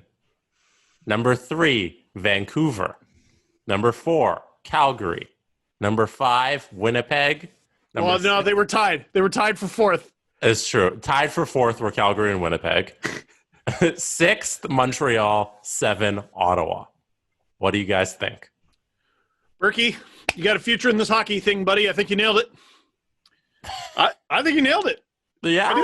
I do. We're not ranking it by who's closest to the cup. If we were, it'd be the Oilers and Canucks, like we talked about last show. But I think the best team on paper is still the Leafs. Huh. They just shit the bed every year, and it shows how very far Canada is from bringing the cup home. I think Burkie nailed it. I have no notes. I don't have a note. This is funny. Do you have a note with that list, Adam? Yeah. What? So you're telling me the team with the best player in the league and the player who can win the Art Ross Trophy every year, who can be in the MVP conversation, who is not the best player in the league. You're telling me the team with those two guys is not number 1? Yeah. Come on. Adam. Come on. They haven't made the How are the Oilers playoffs not? Since 2017. They were going to this year. And then they didn't. Yeah, I was going to watch hockey in April. All our plans changed. And the Oilers didn't make the proper playoffs. And they didn't the year before. And they didn't the year before that. Yeah, but I agree that they have the but best if you're going to go league. with the same argument that the Leafs have great talent but shit the bed, are the Oilers not the same? They shit the bed harder. With more force, with more veins in their foreheads. You mean the Leafs do? No, the Oilers. The Oilers do. Listen, if you don't even make it to the dance, it's one thing if you have to go to the bathroom once you get there. Like, they're indigestion, they couldn't even go. Who do you take? Who do you take on your team? Okay. Oilers defense or Leafs defense? Friggin' go watch baseball is what I do. I'll take the Oilers defense, please. Probably. Who do you take? Leafs goalies or Oilers goalies? I don't even know if I take the Oilers defense, Leafs. Okay. Who do you take? Leafs forwards or Oilers forwards? Leafs. Jesse? I take Connor McDavid. Yes. Yeah. You take the best player. Yes. I'm sorry. It's the Oilers. I'm sorry, it's not Steve. even close. What You take McDavid and Draisaitl. Leafs finished in the exact same spot the Oilers did. Are you kidding me, guys? Come on. You're right. Don't help each other. Here, do you guys have paper in front of you right now? I can get some. I can use notes on my phone. Okay, you use notes on your phone. Jesse, you use notes on your phone. Do not cheat. Do not cheat. Both of you. Okay. Name 5 Oilers forwards who aren't McDavid or Draisaitl. Okay. 5. Okay. Oilers forwards who aren't McDavid or Draisaitl. Who aren't McDavid or Draisaitl? Yep. Okay. No. Write it down because I don't want you guys to cheat. Oh, wait. I'm not sure I can do it. I'm going to cheat because I'm the one who made the contest. I get to cheat. This isn't that hard. You said 5? 5. Who aren't McDavid or Draisaitl, and you're not allowed to cheat. Adam, are you done? I got one more to go. Oh, and sorry, Adam. And after that, I want you to rank them based on best. Adam, can you not do it? No, I think I can. I just got to think. Look how long you're taking. Look how long. Jesse, what are you at? Only like forwards? Me to name Lakers with only forwards. LeBron I can do it. It's so easy. I got already 5. won. I have already won. Okay, I got 4. All of you listening, how many of you got 5 already? No, well, none of you. Okay, Shut up. Okay, so the point you're trying to prove is that they suck outside of them. You know more of Leafs forwards? Like, I would think so. We do a Leafs podcast. I think everyone does. On account of, listen, we do a show about the team at the center of the hockey universe. Yes, Yeah. Jesse, I get it. I think if we were doing an Edmonton Oilers podcast, we would be able to name every player on the team. Okay, well, everyone listening knows what the truth is. They know how, everyone listening, how hard was it to come up with 5 names? It was hard. It was okay. It was a little hard. Got 5. It was a little hard. But that's not because the team is better. Like, is it because we can name more Leafs, that means they're better? I think Steve is saying the depth is better, but what I would say is the high end matters more. Oh, yeah, the Leafs high end so bad. Also, I'm not saying that, but I'm saying when you've got 2 players who can produce 120 points, it's a little better than the guys that can produce 90. Also, I would argue that the depths are a little closer than you would think. So, what are your players, Jesse? Nuge, Neal, Yamamoto, Ennis, Cassian. I got Cassian, Ennis, Athanasiou, and Neal. You should have put Nuge. Went with former Leafs. You both went with Tyler Ennis? Well, you know what I'm saying? You both went with Tyler Ennis? He's the guy on the team. Made the team. Yeah, but can you tell me about Sam Phillipson? No. Yeah, because I made him up. But you believe he was on the Oilers. I don't know. You believe Sam Phillipson was on the Oilers. Come on. To me, it makes it just easier. It's sort of like, okay, well, here's who matters on the Oilers, and everybody else is just right. You know what I mean? What about Patrick Russell? Tell me about him. Steve, I don't think he exists. You're overrating the Toronto Maple Leafs. Guess what? Patrick Russell does exist. He had 5 points. I love this game. You are overrating the Toronto Maple Leafs. I am. No, listen. We're talking about overall as a team. As a team, who are you ranking amongst the Canadian franchises in terms of best? In terms of best, we are putting Edmonton above Toronto, and we think that Brian Burke is wrong. Mm-hmm. I think Edmonton is above Toronto. You're great. Burkie, you're great. B stands for Burke and not Bell. I love it. All right, Steve Dangle. How many of you hockey DB'd Sam Phillipson? Next questions, Jesse. This is from Shonsky14. I have to ask, if we do move Andersen, what's your top 3 goalie wish list? So you got to pair somebody with Jack Campbell. Who you guys got? That's a good question. He had to ask it. You know why he had to ask it? Because it's good.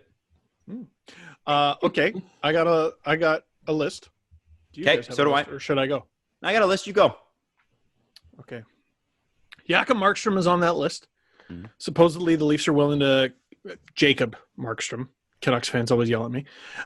Supposedly he is on the Leafs radar, and they are willing to at least kick tires on him. I am willing to kick tires on a goalie that good. A player who the Arizona Coyotes are mystifyingly shopping, because apparently they have no money, is Darcy Kemper. And I think he's been one of the better goalies in the NHL over the past 2 seasons. I would love him. And just because the Leafs keep getting linked with the Carolina Hurricanes, give me some James Reimer. I just want some James Reimer. You said wish list, and I wish for James. That is all. What high-end prospect are they getting for taking James Reimer's contract? I'm serious, because it's I sure would like him. Make it 3-something, isn't he? He'd be making double what Jack Campbell's making. So what's interesting about James Reimer is he's making $2.25 million in bonus this year, and then his base salary is just $850. I bet the Hurricanes could finagle some sort of very interesting deal for him. I don't think it would involve the Leafs. No. God, I would love James. I know that's personal for you. Yeah. It sounds like it's off the market, but for me, my number one is going to be Robin Lehner.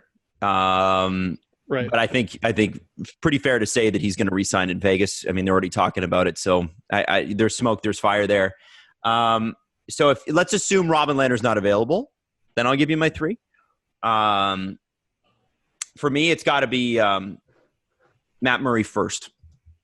And the reason I say Matt Murray is because, yes, there's been injuries, but this is a guy that's won a couple cups. And I think that the fact that he doesn't have to come in and be necessarily that Matt Murray right away. He's got Jack Campbell to balance him out. So he plays 50 games. Jack Campbell plays 32. They keep him in really good condition. And part of what's held up Matt Murray recently is the fact that he's been injured. The Leafs have a great medical staff, although I'm not even really sure if they're allowed to use them in the offseason now because everybody was upset that they were practicing together. God forbid somebody tries to win a Stanley Cup. So Matt Murray's number one because he's 26 years old. And I still think there's a potential there. If Markstrom makes it to market, I'm concerned about the length of contract that the Leafs would have to go on him. So if you have to go 5 years, you're really concerned about the next three, and that's really what you should be worried about. Markstrom's number two on my list, but he is, if he's not 30 already, he's closing in on it real quick. So I do have some concerns there. And number three, and I hate to parrot you, Steve, but Darcy Kemper is so intriguing. This is a guy that completely looked like he was going to fall out of the league and never be heard from again, and has turned it around and has been one of the most consistent Arizona Coyotes there's ever been in net, since Nikolai Habibulin, like really, really consistent. And $4.5 million and probably relatively low acquisition cost. It doesn't even make sense to do, like, if Arizona is really concerned about money, doesn't Freddie Andersen make a lot of sense for them after that bonus paid? Saying. And, it's not like you do that one for one. I think in that scenario, if Darcy Kemper, I don't know what his contract stipulates, but let's say Darcy Kemper has no bonuses. Then if I'm the Leafs, I argue you got to throw something else in. And if you're the Arizona Coyotes, you're probably like, okay, because we have to shed salary. And that's when we get my boy Chalmerson, who I've wanted to be a Leaf forever and ever. Amen. He's got a year left on his deal. The Leafs could absolutely use him in a second or third pairing role. And, there's a guy that can step up and be your second. He's won 3 cups with the Blackhawks. Again, I want some Stanley Cup pedigree mixed in with these guys. I want guys that have been there a little bit. Muzzin's been there. You see the effect he's had. You see the effect that Marleau had, and he hadn't even won a cup. There was some, like, you need some of those guys who are like, I'm old and bitter and leathery, and I could come in and smack you around a little bit. And Chalmerson's a guy that plays the game the right way. Imagine, a guy like Timothy Liljegren and a guy like Rasmus Sandin learning from a guy like that, who they can speak to and relate to. I think he makes a lot of sense for the Leafs. So I think I would love to see the Leafs work out a deal for Darcy Kemper. I think he's a low-cost option, 2 years left on the deal. Not much to lose there. What's interesting with Kemper, the reason there's 2 years left on the deal is because it's just beginning. So I guess he already signed an extension, and his base salary this year with no bonuses whatsoever this year or next is 3.5. And then the following year, it's 5.5. God, the Coyotes really got to decide whether or not they want to be an NHL team. Like, if you can't afford to pay a player that good making that much. Are you serious? Well, and that's why I keep looking at the experiment in Arizona. And I do feel bad for Coyotes fans because they have never, ever been given a fair shake from the beginning. Never been given a fair shake. But from a business perspective, how do you look at a team or a city like Kansas City and not move the franchise there? And all the sweetening the pot to get rid of a contract with what? They don't pick till the 4th round this year. Well, that's what I mean. I think you're trying to shed salary. The Leafs could take a Chalmerson. It's a nightmare. Be nice. Clayton Keller's deal kicks in. Man, people went after us about saying that, daring to say the Clayton Keller extension is bad. I'm not going to say it's bad yet. No, like, I mean, that thing was going around about comparing William Nylander's numbers to Nathan MacKinnon's, and Nylander actually has better numbers right now than Nathan MacKinnon signed his contract like 4 years ago. Yeah, and also like he signed it like coming out of a dog shit year. It's a unicorn. Like we're not going to see a deal that's not par ever. for the course, man. That's just no. Who was doing this? I just saw it on Twitter. There was a bunch of people. Oh, you think Wayne Gretzky's good? Well, have you ever seen Jesus? Yeah. Like, you're not, like, what are we comparing? Wayne only made $3 million. Yeah, exactly. Wayne only made $8 million with the LA Kings in '93, which actually was his salary. So Clayton Keller is how old is he? Where is he? He's 22, and he's already got a 65-point season under his belt. Now, that was 2 full seasons ago, but let's not pretend like he can't. Let's not pretend like there's no chance he ever lives up to his contract. The question for me just becomes, can the Coyotes pay it? Oh, yeah. He had 7 points in their 9 playoff games this year. Okay. So, I mean, he was productive. But listen, I want it to be good for them. I'm not rooting against the Coyotes. Like, this is. Why are you rooting against them? Because I like kicking the little guy when they're down. Like, really, it's just not. It's a bad situation, and I think you got to look at that. Like, COVID could force the first move of a franchise we've seen in 20 years. Maybe. Well, not 20 years. The Jets, so not 20 years. Here's another weird option for the Coyotes. They have to. You know who they have to pay this year? Marian Hossa, to the tune of $1 million. I wonder if they'd be able to ditch him in some sort of deal. Can you even trade him? I don't know. God, what a mess. Do you see how this is nothing like the Vegas year? This is catastrophic. Mm-hmm. This is a mess. A total mess. I have no idea what comes out of this. The most valuable players in the league have now become guys on ELCs who can play. With no Schedule A bonuses. Yeah, exactly. Yeah, watch, you're going to have a guy with Schedule A's. He's going to put up 30 goals. Yes, shit! What do we do? Yeah. What do we do? Imagine like a guy like Matthews on a have-not team getting like scratched because he's sitting on 19 goals. Man, if only if only you look at the fear that was going through Leafs Nation, and if only you could have said, hey, listen, there's going to be a global pandemic in a couple of years. Like maybe don't worry so much. Now, Kyle Dubas, it would have made me spend a little bit more at the deadline. Yeah, there is no tomorrow. Go. Kyle Dubas has got a job ahead of him because obviously, the Leafs have an advantage, but taking advantage of that advantage is going to be the challenge. So see if he can do it. We'll see. And I'm on record as a Kyle Dubas fan, but he's got some work to do with this team. And I think, he's got the opportunity here where you could sign a pretty good free agent defenseman and probably add a couple more on the right side and shore up whatever it is you need to shore up. And the Leafs look like a completely different team next year with probably a new goalie too.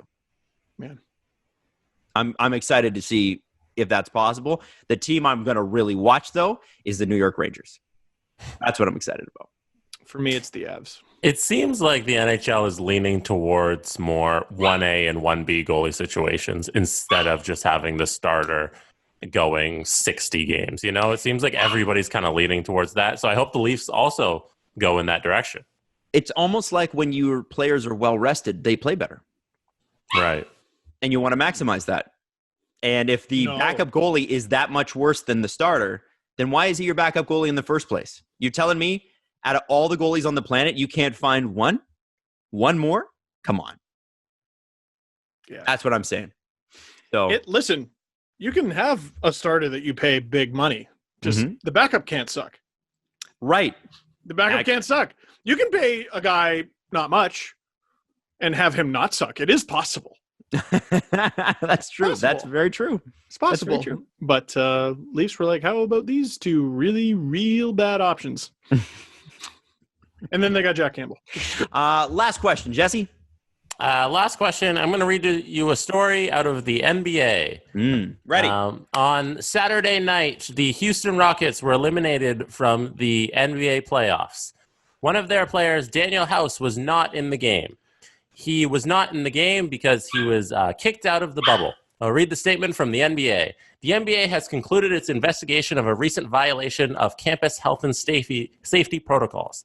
The findings are that Houston Rockets forward Danuel House had a guest in his hotel room over multiple hours on September 8th who was not authorized to be on campus. That guest is rumored to be a female COVID tester. What do you guys think of this story?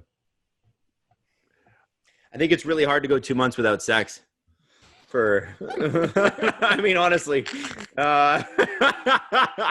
And especially when you got to imagine when you're an NBA player that you can have sex pretty much whenever you want. For us normals, that's a reality. That's just, you do sometimes go that long without sex because that's reality.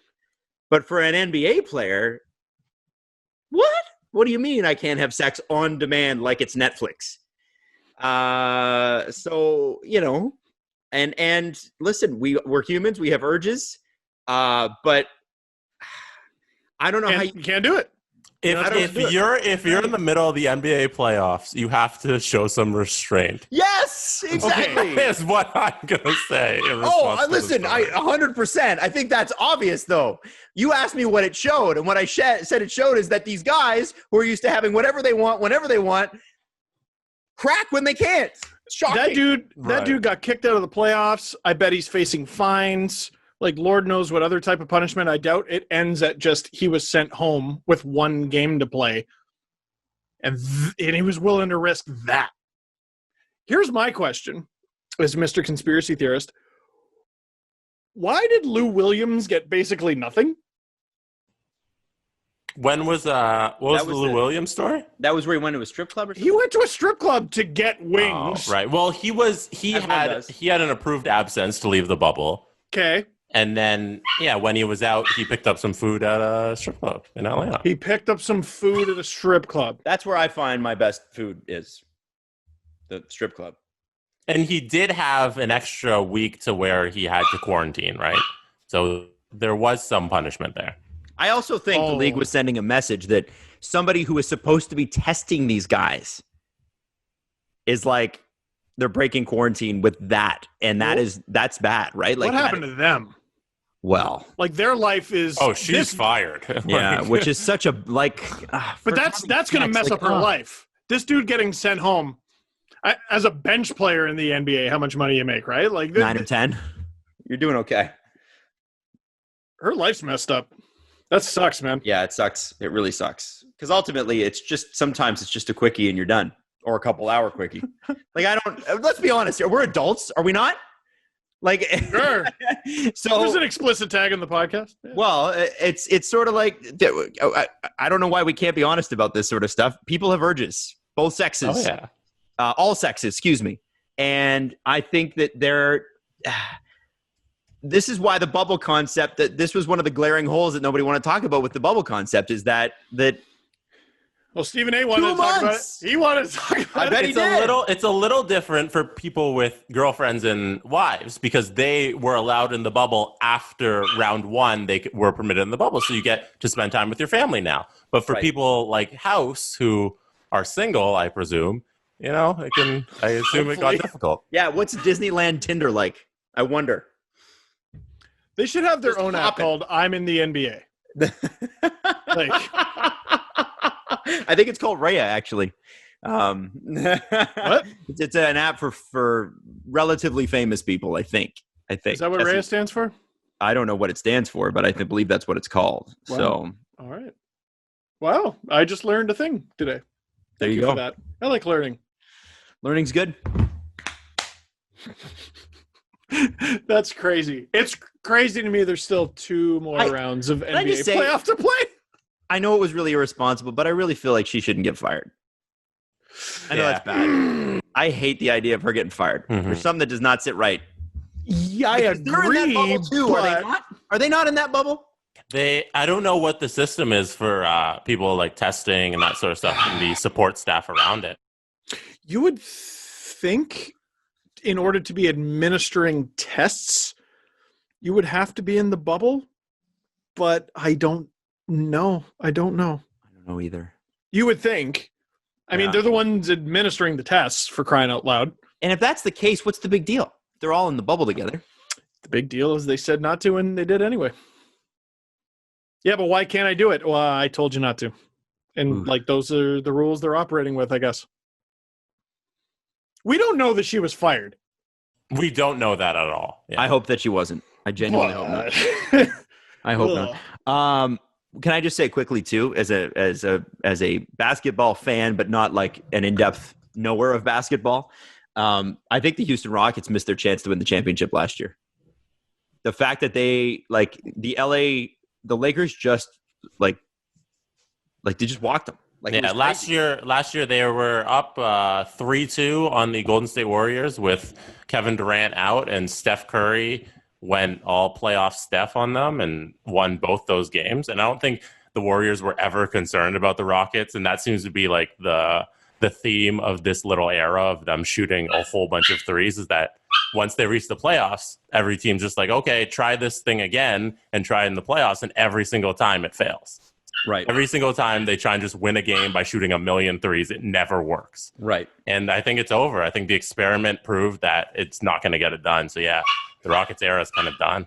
I think the era was done when they almost lost to the team they made the huge trade with in the first round. Oh, man. Who wasn't cheering for Oklahoma? Come on. I wanted Chris Paul to win so bad. Yeah. That would have been fun. That would have been cool. It's no fun that they took him to 7 and then lost. Boo. I wanted to see them win.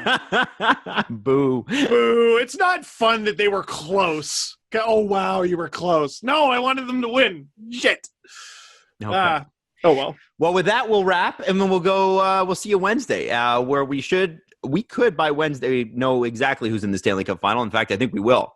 And then we've got potentially a week of hockey left until who the hell knows. How crazy is that? Well, Adam, we can't leave. We got to do another 45 minutes on the breaking news. What's the breaking news? Mark Giordano just won the Mark Messier Award for leadership, captain leadership. Wow. Is he going to hold a cookie above his head? No.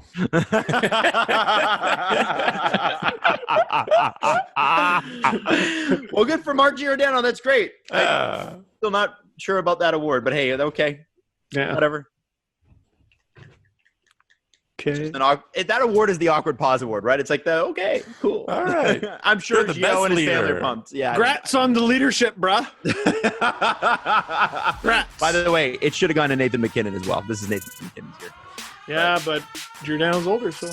Yeah, there you go. That's true. All right, well, we're out of here. We'll see you Wednesday. And until then, Tony was onside.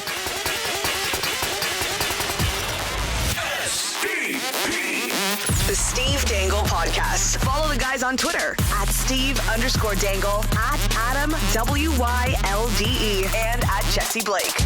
Connection.